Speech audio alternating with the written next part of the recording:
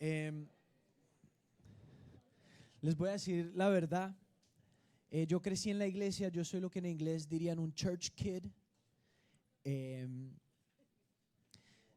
sí, crecí en la iglesia y la verdad siempre odiaba cuando mi abuelo hacía esto, que celebraba las cosas personales en público con toda la iglesia. Em, pero vamos a celebrar en público las cosas privadas de la familia. Acaba de llegar mi hermano con su prometida para que después, para que después lo molesten y estén orando por él. Seguro lo necesita.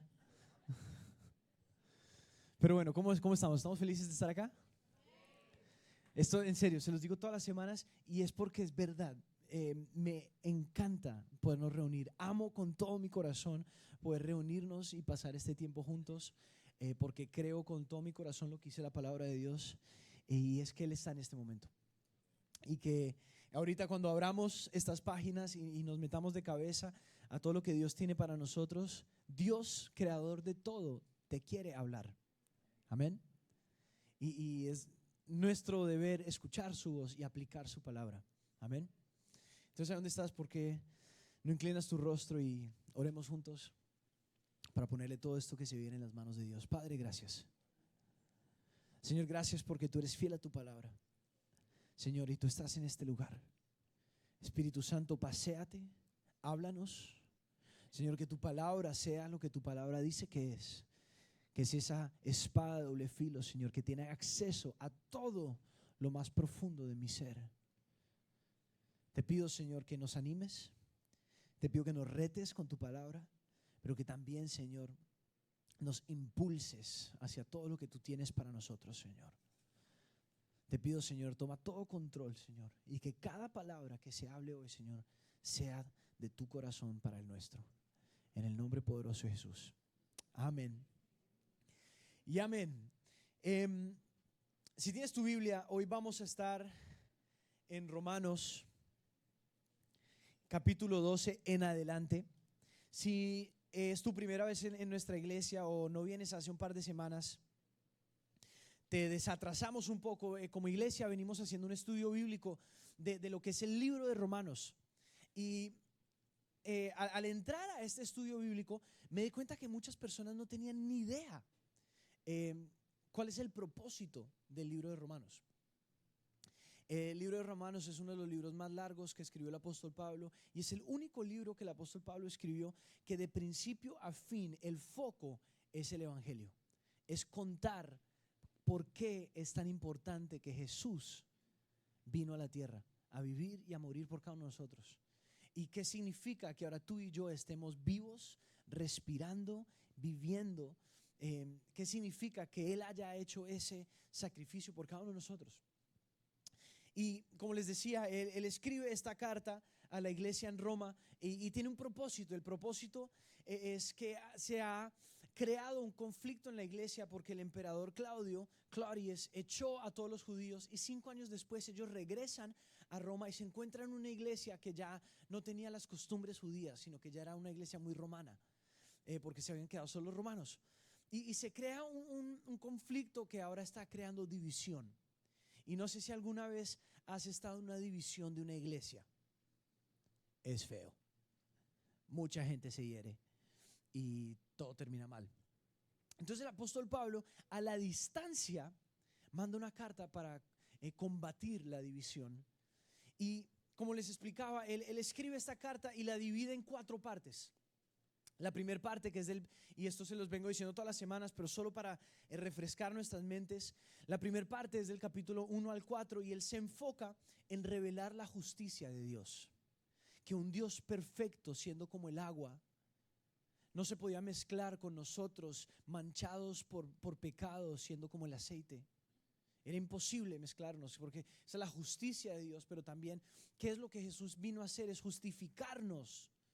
Y que a través de la sangre de Jesús, el aceite que era imposible mezclarse con el agua, ahora convive y tiene acceso a la presencia de Dios. Entonces del capítulo 1 al 4 él se enfoca en la justicia de Dios.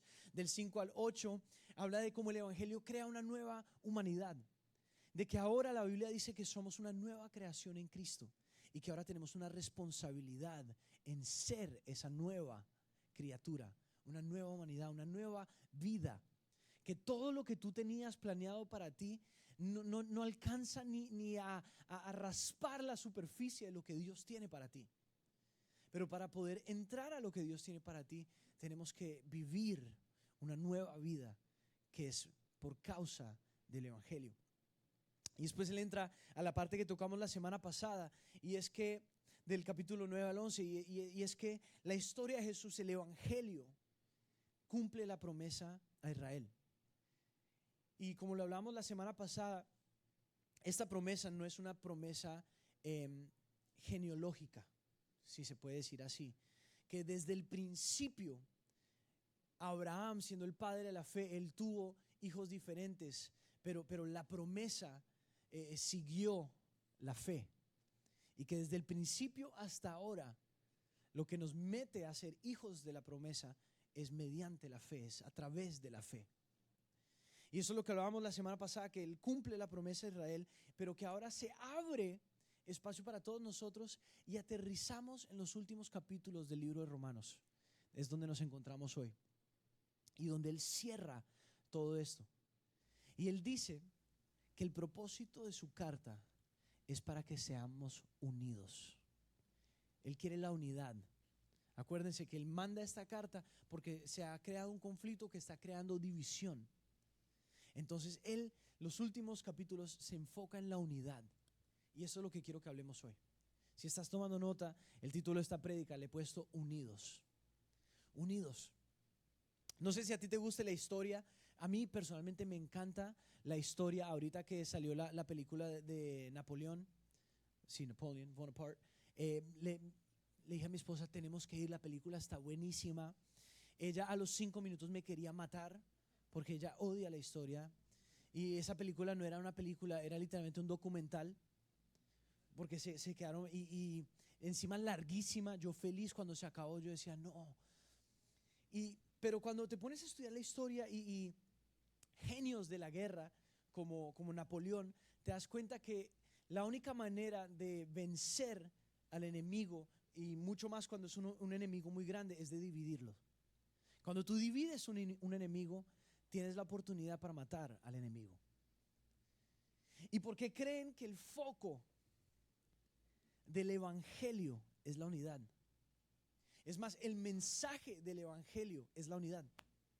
Es que Jesús, que Dios te amó tanto, me amó tanto, nos amó tanto, que Él llevó el cielo a la bancarrota al mandar a su Hijo a la tierra.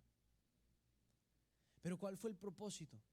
El propósito fue que su Hijo viviera, muriera sobre una cruz, la peor muerte posible, para que esa muerte abriera un camino para que tú y yo pudiéramos estar en unidad con el Padre otra vez. Entonces imagínense la importancia de la unidad, que literalmente Dios llevó el cielo a la bancarrota por unidad. Y ahora mi pregunta para ti es, si la unidad es tan importante para Dios, ¿por qué dejamos espacio en nuestras vidas para la división? ¿Por qué dejamos espacio? Hay división en nuestras vidas.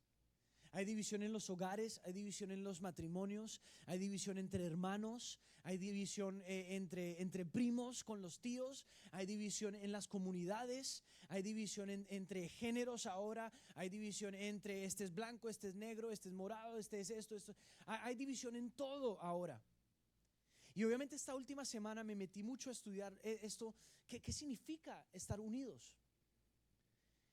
Y me di cuenta que la cultura global ha cambiado el significado de la unidad. Antes de la globalización, creo que se dice así, antes del internet, antes de los aviones, antes de todo eso, la unidad era unidad física. Estamos unidos. Y cuando alguien no estaba, hacía falta porque Y después entramos a la globalización, el internet, los aviones, la facilidad de viajar, y ahora las familias están por todo lado, y hemos diluido la definición de la unidad a simplemente estar juntos. Y solo porque estás cenando con alguien no significa que estás unido con ellos. Porque conozco muchas familias que se sientan todas las noches a cenar juntos, físicamente, pero no están unidos. Y si la unidad es tan importante para Dios, creo que debería ser importante para nosotros. Creo que debería tocar algo dentro de nosotros, una fibra dentro de nosotros. Y es más, mi oración para el día de hoy es que todos salgamos un poco incómodos. Y esto en inglés, para mí personalmente lo llamo The Holy Smackdown. Y la traducción a español es la cachetada divina. Que hoy todos salgamos con una cachetada divina. De que Dios nos sacuda, porque se los prometo, desde el principio que empecé a hablar de la unidad, seguro tú ya pensaste en alguien, seguro el Espíritu Santo ya te reveló alguna relación que tienes que sanar, que tienes que retomar, que tienes que volver a acercar. Y mi oración es que esta semana, y no es porque sea Navidad ni nada, sino que es porque es lo que Dios quiere para nosotros, amén. Y es más, esto lo aprendí a través de mi familia. Mi familia no vive junta. Mis papás están por allá, un hermano por allá, el otro hermano por allá. Mi hermana, gracias a Dios, se regresó, entonces ya está acá. Y justo ahorita para estas temporadas de fiestas nos estamos volviendo a juntar. Mi mamá llegó la semana pasada, anoche llegó mi hermano con mi hermana nueva. Después esta semana llega mi papá. Entonces estén listos porque el otro domingo les tengo una sorpresa enorme. El Pluma Blanca va a estar predicando, entonces va a estar buenísimo. Pluma Blanca, mi papá, el jefe. Entonces ya empiezan a llegar todos, pero quiero que escuches esto. Solo porque no estamos juntos no significa que no somos una familia unida. Y cuando estás unido, cuando te juntas, es 1000 veces mejor. Solo porque vienes a la iglesia y te sientas junto a la comunidad de fe, no significa que estás unido a la comunidad de fe.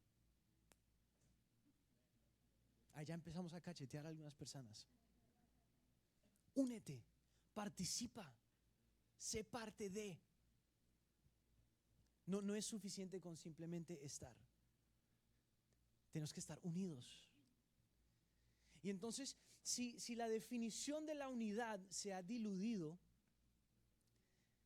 nosotros como hijos de Dios tenemos la responsabilidad de buscar y vivir lo que Dios dice que es unidad. Amén. Entonces metámonos a la palabra de Dios, a ver qué dice la palabra de Dios. Vamos a ir a Romanos capítulo 12 y vamos a leer del versículo 1 en adelante, porque acá al principio hay unos versículos muy famosos. Pero si estás tomando nota, quiero que apuntes el primer punto. Y es una pregunta. Es cómo unirnos. ¿Cómo unirnos?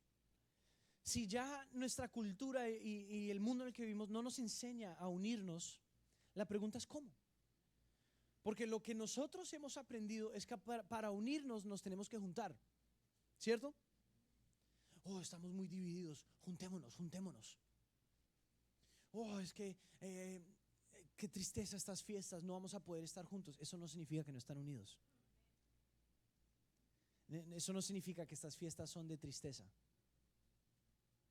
Simplemente porque no están juntos no significa que están separados. Puede haber unidad, gozo a través de la distancia. Entonces la pregunta es, ¿cómo? ¿Cómo haces para unirte? Y la palabra de Dios arranca y nos da un par de tips. Y ahorita más adelante, del versículo 4 en adelante, el apóstol Pablo hace una analogía y dice que nosotros somos como el cuerpo.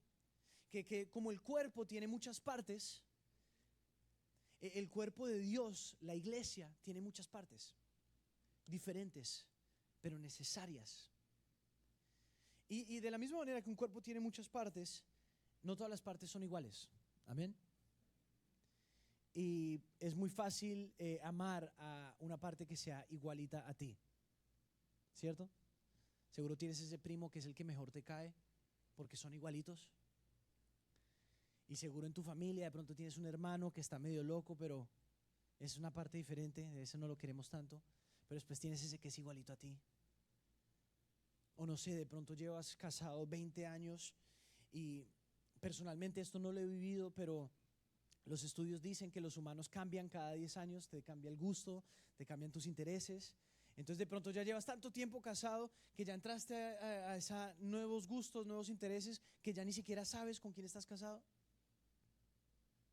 De pronto no les gustan las mismas cosas. Entonces ya la unidad empieza a ser división. Y pongas a pensar lo importante que es la unidad para Dios, si lo más importante que Él hizo fue para traer unidad. Entonces la pregunta es, ¿cómo unirnos? Entonces quiero que leamos Romanos capítulo 12, versículo 1 en adelante, y cuando lleguemos al versículo 3, ahí nos vamos a acampar un poquito. Pero quiero leer el versículo 1 y 2 para que tengamos contexto de lo que dice la palabra de Dios, ya sabiendo cuál es el propósito detrás de este versículo. Versículo 1: por lo tanto, hermanos, tomando en cuenta la misericordia de Dios, les ruego que cada uno de ustedes en adoración espiritual ofrezca su cuerpo como sacrificio vivo, santo y agradable a Dios. No se amolden al mundo actual, sino sean transformados mediante la renovación de su mente. Así podrán comprobar cuál es la voluntad de Dios, buena, agradable y perfecta. Y versículo 3, subráyalo, haz lo que tengas que hacer. Por la gracia que se me ha dado, les digo a ustedes, nadie tenga un concepto de sí más alto que el que debe tener, sino más bien piense de sí mismo con moderación, según la medida de fe que Dios le haya dado. Paremos ahí 2 segunditos. Ahí lo que la Biblia está diciendo es, bájale un poquito, bájale. Y lo que la iglesia, no nuestra iglesia, sino la iglesia global, nos ha enseñado es que ahí está hablando de la humildad. Y hemos visto que el cristiano más humilde es el que piensa que es menos. No, usted va. Y hemos aprendido que un buen cristiano es humilde y el humilde es el que piensa que es menos que los demás. Pero lo que la Biblia está diciendo es, no pienses que eres menos, sino piensa en ti menos. Piensa en los demás más. Y esto lo deberías imprimir, poner en todo lado, porque ese es un tip gratis que te da la Biblia. ¿Estás teniendo problemas en tu matrimonio? Aplica el versículo 3. Piensa en ti menos y en ellos más. ¿Estás teniendo problema con un hermano, con una hermana? Piensa en ti menos, piensa en ellos más. ¿Estás teniendo problema de pronto con tu papá, con tu mamá, con un pariente? Piensa en ti menos, piensa en ellos más. ¿Estás teniendo problemas laborales con algún colega, con algún vecino? Sea lo que sea, aplica esto y te lo prometo, el resultado es la unidad. Y les doy un ejemplo vivo. Esta mañana, por ahí debe estar mi mamá, ellos llevan muchos años, no tengo permiso de decir cuántos años, y la verdad no tengo ni idea cuántos años, pero más de 30 son. Pero por respeto y amor a mi papá tengo que decir que llevan 29 años, porque él dice que tiene 29 años. 28 va a cumplir 29 supuestamente, y que los casaron cuando nacieron. Llevan mucho tiempo de casados. Y yo he escuchado muchas personas atribuirle la calidad del matrimonio que tienen al que sean pastores. ¿Les puedo ser completamente honesto? Y les hablo como Pablo Espíndola, no como pastor ni nada. Les hablo como hijo. Lo que ellos tienen no es por pastores o por unción, es por obediencia. Es por practicar la palabra de Dios. Para decirles, yo nunca, tengo a mi hermano presente, por ahí también debe estar mi hermana, nunca en la vida he visto a mi papá tomar una decisión pensando en él. Es más, Nunca en la vida he visto a mi papá tomar una decisión pensando en nosotros. ¿Escucharon eso? Siempre, todas las decisiones que ha tomado es pensando en ella. Entonces por eso vemos lo que vemos. Practiquemos pensar en los demás más. Y si necesitas una palabra para conectar con todo esto, ¿quieres saber cuál es? Sírvelos. Sirve. No importa qué estatus tiene, quién eres, qué haces, cómo vives, dónde vives, si tienes, si no tienes. Jesús, Hijo de Dios, con todo el poder, toda la autoridad, vino a servir. Tú y yo podemos servir. Entonces, ¿estás teniendo algún problema? ¿Hay división en tu familia? Sírvelos. ¿Tienes ese tío loco? Sírvelo. ¿Hay fricción con algún hermano? Sírvelo. ¿Estás teniendo problemas con algún vecino? Sírvelo. Sirvamos. Y me encanta un dicho muy famoso que tiene mi abuelo, el pastor Darío Silva. Es el pastor presidente de nuestra iglesia. Él dice: el que no sirve, no sirve. Es un genio. El que no sirve, no sirve. Tú y yo fuimos diseñados, escucha esto, para ser las manos y los pies de Jesús sobre esta tierra. Y si Él vino a servir, tú y yo vamos a servir. Y ojo, quiero volver a resaltar, este versículo no está diciendo que yo pienso que yo soy menos, porque eso también nos lo enseña nuestra cultura latina, que el que sirve es menos. Pero la cultura del reino de los cielos nos enseña que Jesús, teniendo la posición más alta, vino a servir, no porque Él piense que Él es menos, sino que pensó más en nosotros. Y que el reino de los cielos es al revés. La Biblia lo dice: el primero será último. Yo por eso siempre me hago atrás. Y allá me dejaron, pero bueno, no, mentira. Pero sirvamos, no porque pensemos que somos menos, sino que porque sabemos que somos hijos del Dios creador de todo. Porque tenemos una convicción clara de quién es mi papá. Y me encanta porque lo que veo en mis papás, ahora lo veo en mi vida, porque simplemente por seguir el ejemplo de mi papá, estoy siguiendo la palabra de Dios. Tu unidad crea unidad. ¿Sabían eso? Que si tú creas unidad, las personas que más amas, las personas que más cerca te siguen, van a replicar esa unidad.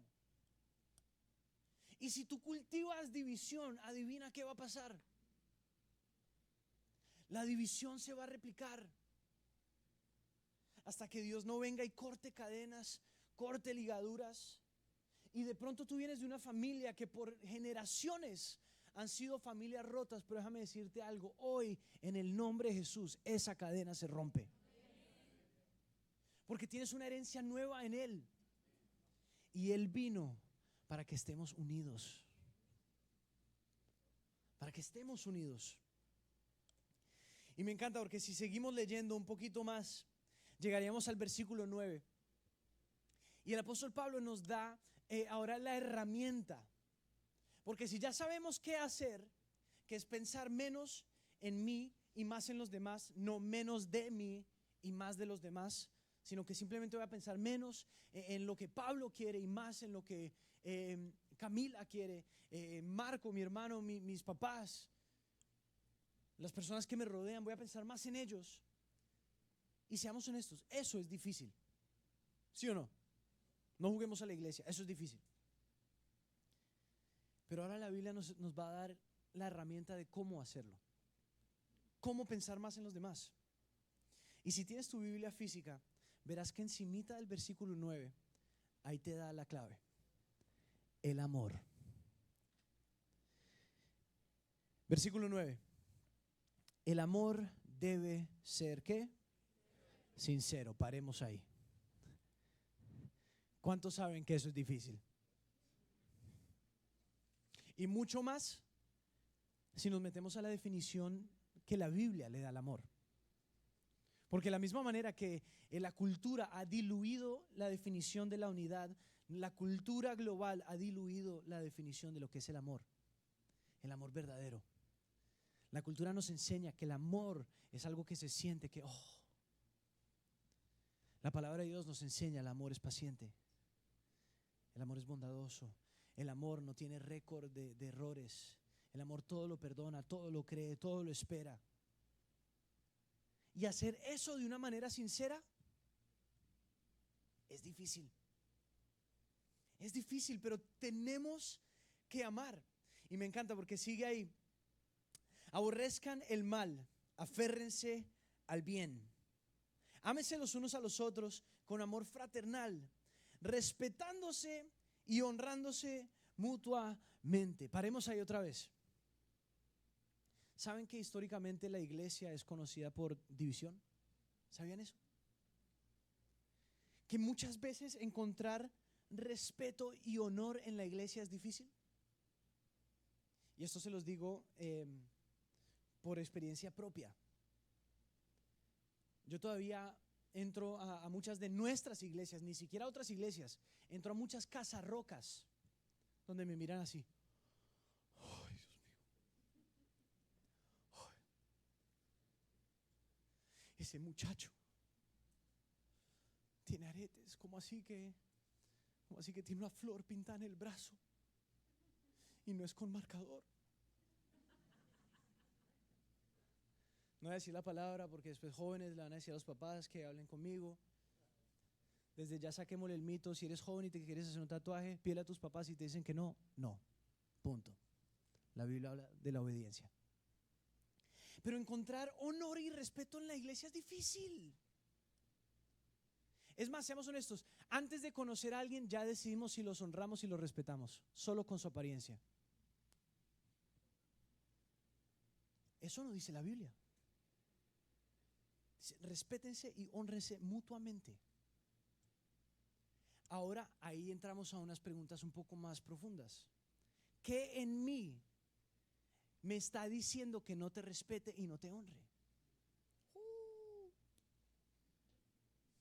Eso es lo que yo tengo que resolver. ¿Qué son las cosas que en mi corazón me dicen: no, no te voy a respetar, no te voy a honrar? Cuando la palabra de Dios me está diciendo: honra y respeta, punto. No questions asked. No hay preguntas. Es honra y respeta. Entonces, unifiquemos todas estas ideas. Para poder pensar en mí menos y más en los demás, tengo que amar.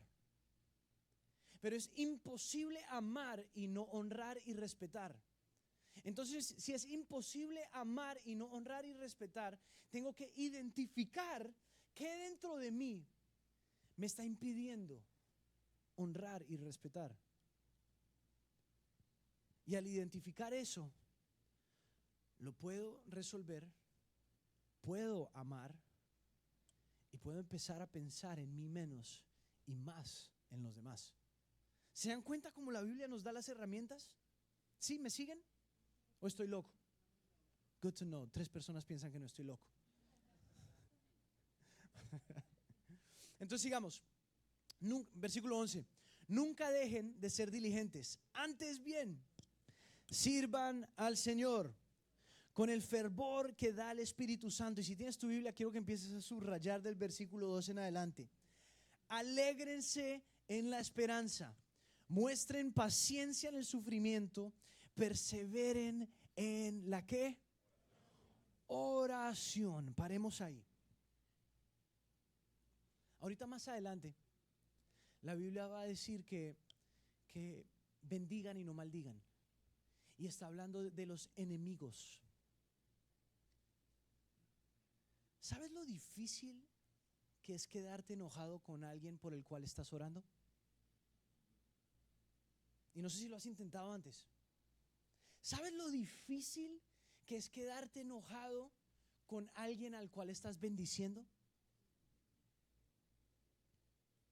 Entonces ahí sigue la misma idea, que la unidad, lo que trae la unidad, el vehículo que nos lleva hacia la unidad es la oración.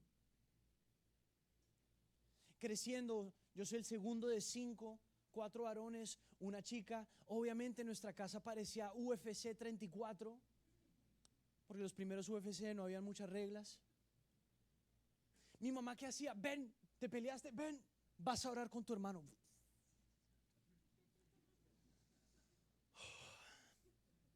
La ven así. Yo quería practicar lo que dice la palabra: impongan manos santas.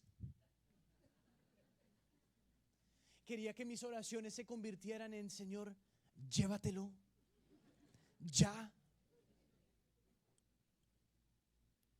Es más, acá está mi hermano menor, nos llevamos 5 años. Cuando era más chiquito yo le llevaba mucha ventaja, entonces peleábamos y él empezaba a llorar y me le tiraba encima y le tapaba la boca y le decía: shut up, shut up.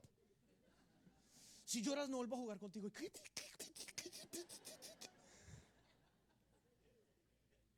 Pero mi mamá nos sentaba y nos ponía a orar.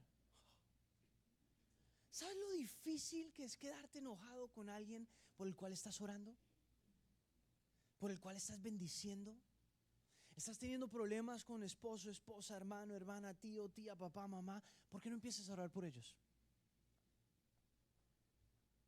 Subamos un par de versículos, pero de una manera sincera.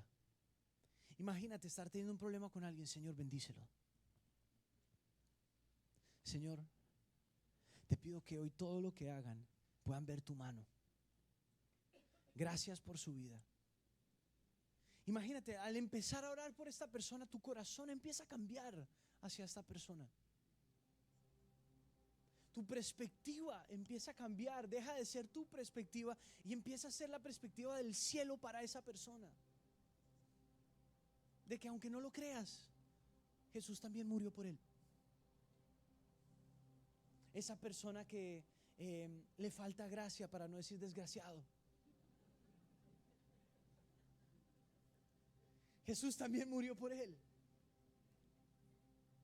Pero tenemos que perseverar en la oración. ¿Cómo está tu vida de oración? ¿Será que puedes orar más de 2 minutos? ¿O será que empiezas a orar y la oración te dura unos 5 segundos hasta que ya te desconcentraste? Dios, a través de las palabras del apóstol Pablo, nos está dando las llaves de que ya es hora de que el enemigo deje de traer división a nuestras familias, a nuestros hogares, a nuestras comunidades, a nuestras iglesias. Y es hora de que nosotros empecemos a hacer lo que Dios nos diseñó para que fuéramos, y es que seamos agentes de reconciliación, agentes de paz. Que si un hijo de Dios entra a una situación, la conclusión es unidad más profunda. De que si esos familiares vinieron a tu casa porque vives en Estados Unidos y acá llegan todos, y mañana esperan que les prestes el carro para que vayan a Sogras,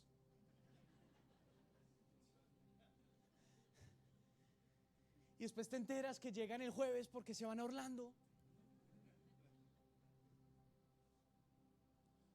a conocer a Mickey, pero de pronto el presupuesto no dio para Mickey de los parques, sino que Mickey de Disney Springs.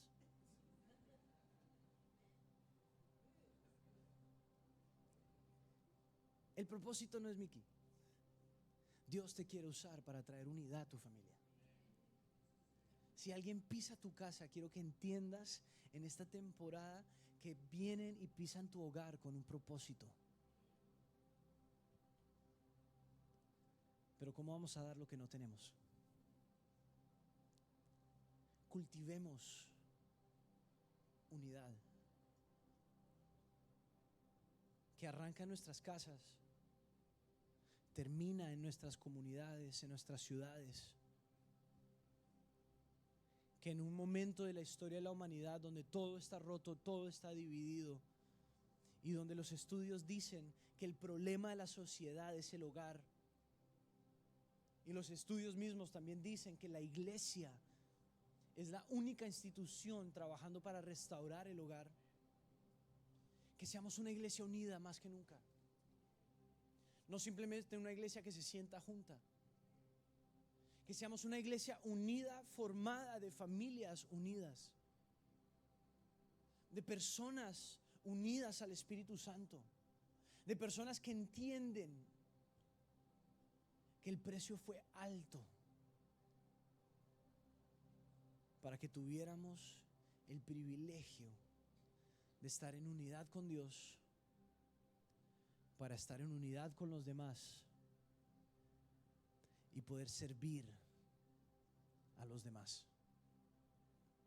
Que nuestra vida tiene un propósito, y es un propósito enorme. Quiero que sigamos leyendo. Versículo 14. Bendigan a quienes los persigan, bendigan y no maldigan.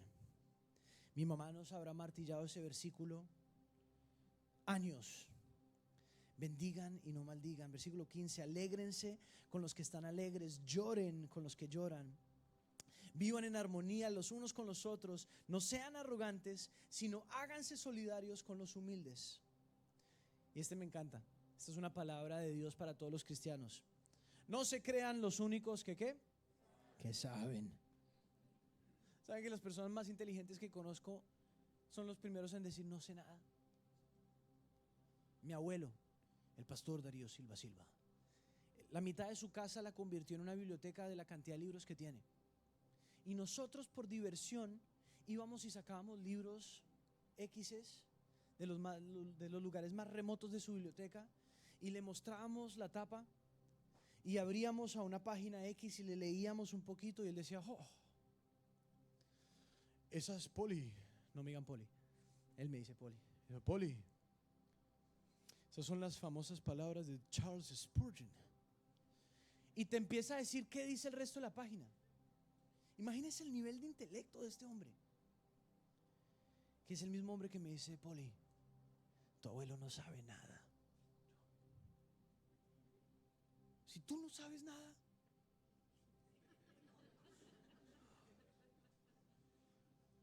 creo que estamos mal. El hombre era profesor de historia en un colegio a los 15 años. Contesta tranquila. Imagínense. Versículo 16. No se crean los únicos que saben. 17. No paguen a nadie mal por mal. Procuren hacer lo bueno delante de todos, si es posible, y en cuanto dependa de ustedes, vivan en paz con todos. Versículo 19. No tomen venganza, hermanos míos, sino dejen el castigo en las manos de Dios, porque está escrito, mía es la venganza, yo pagaré, dice el Señor. Antes bien, si tu enemigo tiene hambre, dale de comer. Si tiene sed, dale de beber. Actuando así, harás que se avergüence de su conducta. No te dejes vencer por el mal, a lo contrario, vence el mal con el bien. ¿Saben lo que eso impactaría al mundo? ¿Saben lo que servir impacta al mundo? Les voy a dar un ejemplo y termino con esto. Como pastor de jóvenes se me acercaron un montón de chicos a decirme, tengo problemas con mis papás. Ok, chévere. ¿Qué estás haciendo? Estoy orando por ellos. Ok. Los invito a la iglesia y no vienen. Ok. ¿Has intentado servirlos? No. Ahora quiero que ¿cuántos papás tengo acá? Y papás de adolescentes o casi adolescentes. Imagínense esta imagen, esta scenario. Entras a tu casa después de un día largo, abres la puerta y te huele rico.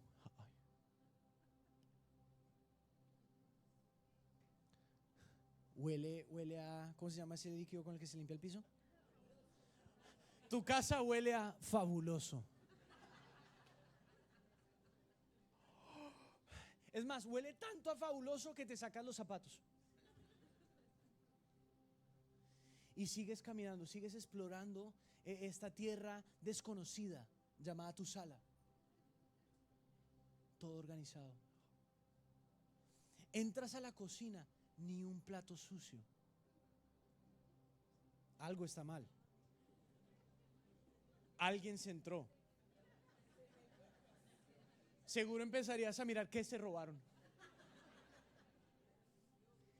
Entras a la cueva de esa bestia adolescente. La cama tendida. No hay ropa sucia en el piso.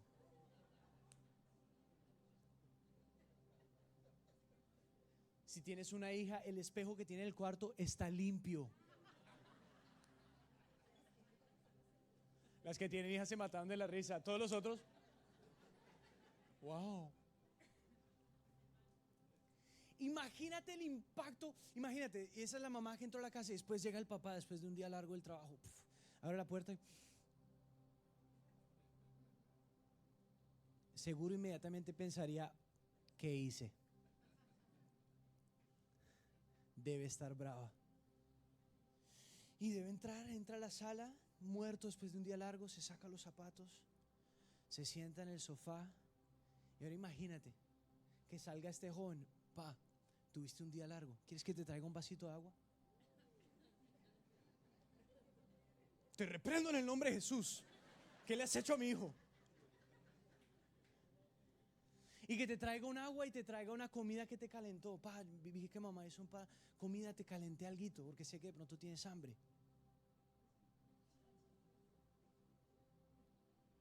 ¿Qué quieres?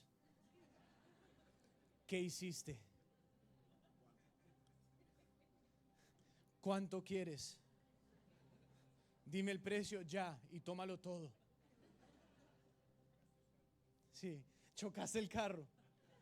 Been there, done that.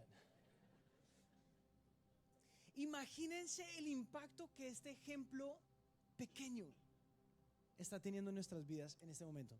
Y seguro todos los papás ahí, todos los adolescentes, escriban. Ahora imagínate el impacto que tuvo la historia de la humanidad cuando el Hijo de Dios vino a servir. Partió la historia en dos.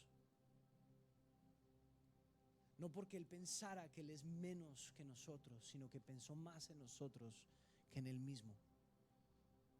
En Getsemaní Él le dice, Padre, toma esta copa, pero si es tu voluntad. Él no quería, pero dice, Padre, yo pienso más en ellos que en mí. Ahora imagínense el impacto que tendrían nuestras familias, nuestros hogares, nuestra iglesia y nuestra ciudad, donde todos nosotros entendiéramos que el servir no nos hace menos, sino que el servir es simplemente porque entendemos que estamos conectados con el que tiene más de lo que puedes llegar a pensar o imaginar, en el nombre de Jesús. Eso es lo que Dios quiere. Y eso es lo que Dios tiene. Entonces vamos a ver dónde estás. ¿Por qué no inclinas tu rostro? Y oremos juntos. Padre, gracias. Gracias porque tú eres bueno, Señor, y desde el principio tú has querido unidad contigo, entre nosotros y con los demás. Tanto así que hasta anhelas la paz con enemigos. Señor, te pido en este momento por cualquier familia, persona que esté atravesando un momento, Señor, de ruptura, de división. Padre, en el nombre de Jesús, declaramos, Señor, que las cosas se empiezan a restaurar, que hogares se restauran, que la iglesia se restaura, que nuestra ciudad se restaura. Gracias porque tú anhelas que estemos unidos, porque en la unidad hay fuerza, en la unidad hay descanso. Señor, en la unidad estás tú. Tú dices en tu palabra que donde hay dos o más unidos bajo tu nombre, tú estás presente. Y eso lo creemos con todo nuestro corazón. Y ahí donde estás con tus ojos cerrados, quiero que empieces a analizar tu propia vida.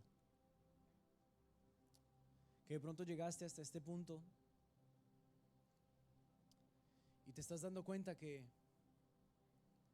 lo que te falta es unidad con Dios. Que hasta de pronto llevas años yendo a la iglesia, pero reconoces que nunca hubo un momento claro en el cual dijiste: Señor, aquí está mi vida. En Romanos dice que el que cree en su corazón y confiesa con su boca será salvo. En otras palabras, se vuelve uno, entra en relación con Dios, hay unidad con Dios. Y de pronto estás sentado acá el día de hoy y reconoces que en tu vida nunca hubo ese momento claro en el cual dijiste: Señor, aquí está mi vida.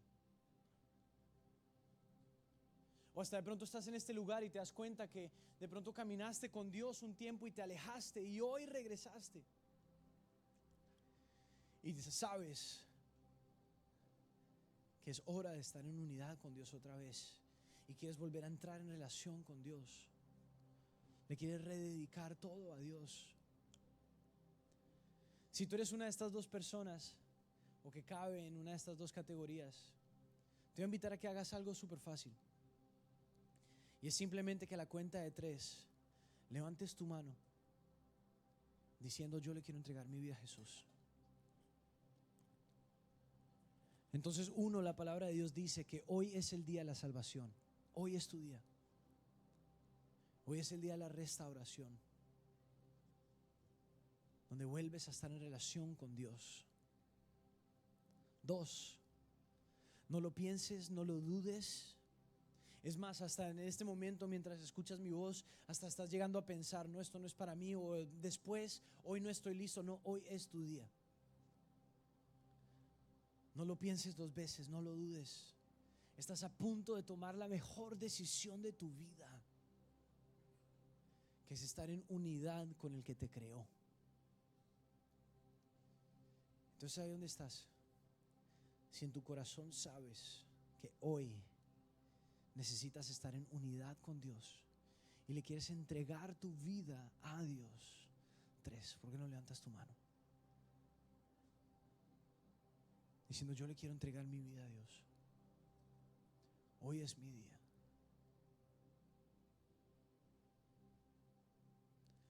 ¿Dónde están? Pueden bajar sus manos. Y como les dije, la Biblia dice: si crees en tu corazón y si confiesas con tu boca. Entonces te voy a invitar a que repitas esta oración conmigo, pero no repitas por repetir. Si levantaste tu mano, apodérate de cada palabra que sale de tu boca. Y es más, le voy a pedir a toda la iglesia que ore con nosotros para que te des cuenta que ahora tienes una comunidad a la cual puedes y tienes que estar unido para poder crecer. Entonces vamos, iglesia, oremos todos juntos. Padre Celestial, en esta tarde te entrego todo. Te abro la puerta a mi corazón. Te recibo como mi Señor y mi Salvador. Perdóname todos mis pecados. Límpiame. Enséñame a amarte, a huirte y a seguirte. Porque de hoy en adelante caminamos juntos. En el nombre de Jesús. Amén y amén. Iglesia, ¿por qué no damos un aplauso enorme?